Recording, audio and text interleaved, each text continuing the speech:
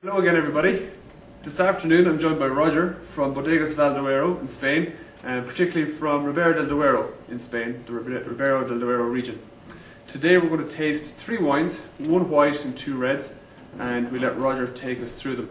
If you want to introduce the first white, Roger, and we might just work our way through it. Yes, the first white is called García Viadero, and it's unusual for being a white wine from Ribera del Duero. In fact, the DO has always focused exclusively on red wines, despite the fact that the grape that this wine is made from, Albillo, has been indigenous to the region for 500 years or more. I mean, that's the earliest record they have.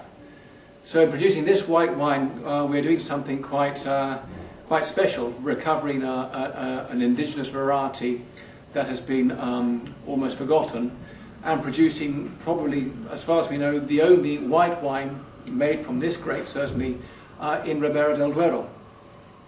And what we have is a white wine that is sort of a pale straw in colour. On the nose we can pick up, usually always, like today I think, grapefruit. I think pick up sometimes little bits of pineapple, but exotic fruits I think is what we use to hedge our bets sometimes. But it seems to be a touch of peach there as well, or something, I think, maybe.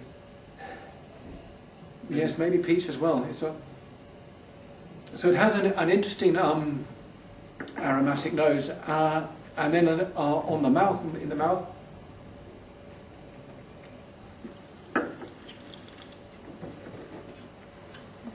straight away what you notice is acidity. It's a fresh, crisp, lighter wine. It has not been oaked at all.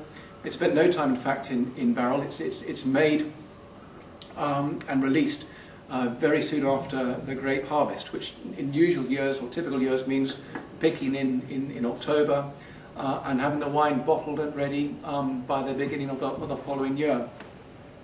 And it's a very nice wine to drink on its own, an aperitif wine. Wine that you can also pair quite well, obviously, with seafood and fish.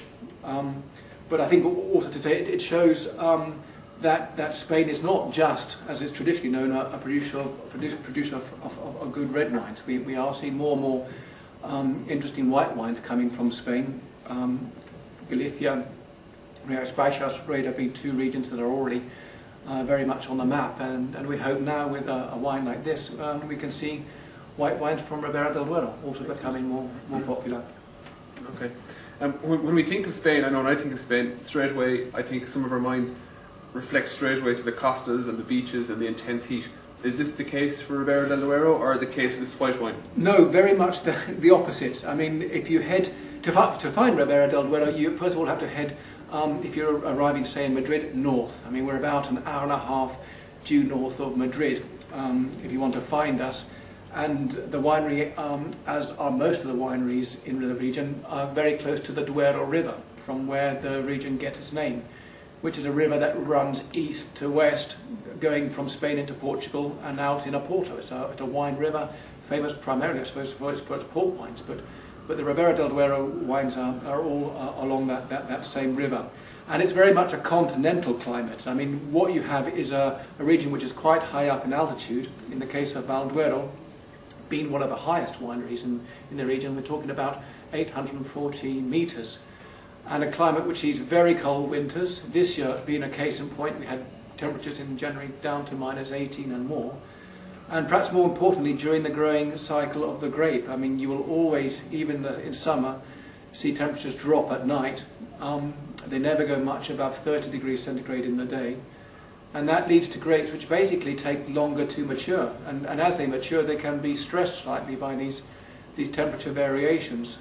So they tend to retain more acidity, and that's an acidity that we can use with the red wines to make wines that age very well and turn into fine wines, Grand Reservas and Reservas. And the acidity that you also note in this white wine, which is actually harvested a little bit earlier than the red wines, just to make sure that acidity is there. So people talk about climate and terroir, but it definitely does make a difference in Ribera del Duero.